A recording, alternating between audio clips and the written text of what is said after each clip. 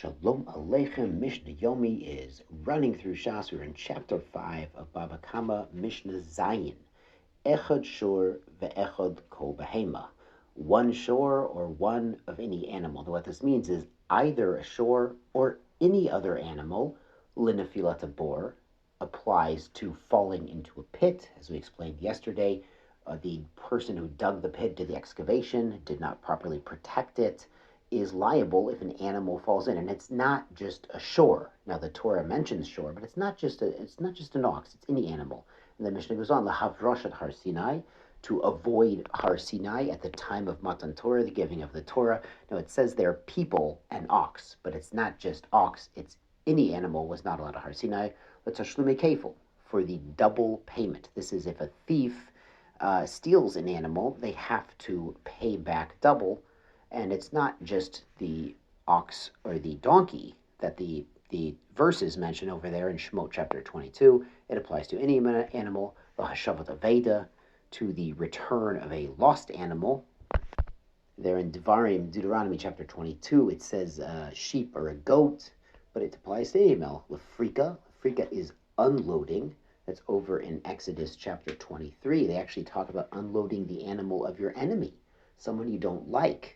And our sages learn out it's a mitzvah not only, of course, to help animals and show compassion to animals. We have a concept of tsar balei hayim, not to allow unnecessary suffering to any living being, but also to overcome our midos. We might not like the person, but we have a mitzvah to assist him, so we need to overcome a yetzer hara and go ahead and do that. That's prika's unloading, applies to any animal. Chasima, to muzzling. When an animal is working, the pasuk says, Lo tachsom shor bedisho, do not muzzle your ox while it's threshing. Let him eat from the threshing. It's not just an ox, it's any animal, anytime they're working.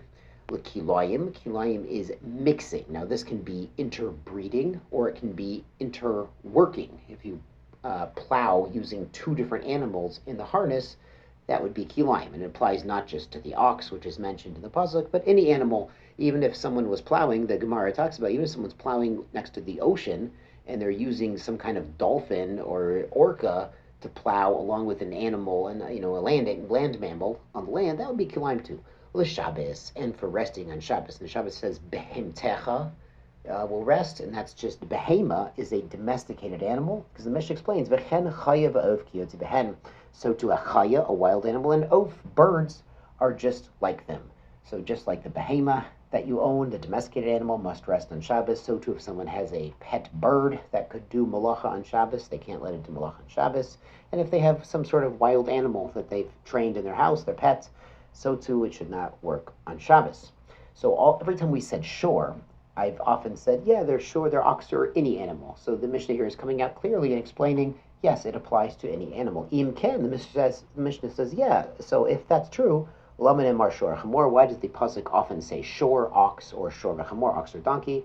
El shediber katu v'hove, because the Torah talks about what's typical, what's normal. It's common to have a shore v'chamor involved in these halachic matters.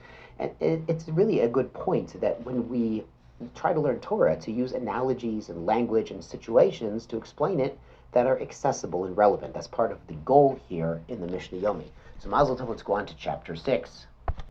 Hakonis tzon ladir. He brought his flock, his sheep, into the pen, v'nol b'fanea kuroi, and he locked the gate of the pen. He closed the barn door and put the latch in. V'yotza ve'zika, and nonetheless they were able to get out and cause damage.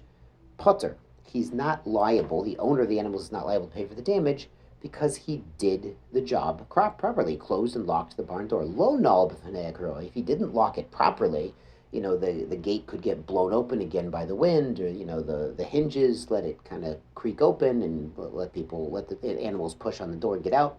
V'yotzav Ezika, an animal came out and did damage. Chayiv, he would have to pay because he was negligent in not locking it properly. And as a reminder, at the end of chapter 4, Mishnah 9, we talked about a case of a muad, an animal that was attacking aggressively. There might be a higher standard of care. Remember that Rabbi Eliezer's opinion there was a muad, if it's known to be violent, they should really have it slaughtered and not keep it around at all, just to be on the safe side. So that's the end of chapter 4 over there. The Mishnah here goes on, Nifritza B'layla, if the gate or the door was popped open in the middle of the night when they couldn't see it, Oshputsu listim, or thieves came in. The thieves were looking in the barn for something to steal. They left the door open. The yotza vizika went out. The animal came out the open barn door and did damage. Potter, then he's not liable because he couldn't have known about it at night. If it was daytime, he could see the barn door was open. He should have ran and fixed it. But at nighttime, he couldn't have known. He's not on the hook. Hotziyuha listim, if the bandits, the thieves themselves, took the animals out or let them out, listim chayavim, then they are now on the hook. Now, they don't own these animals because they're stolen, but they have what's called a kinyan geneva in the Gemara. They say a gonav, a thief, has a certain level of kinyan, a certain level of responsibility. Yeshar koach tizku mitzvot.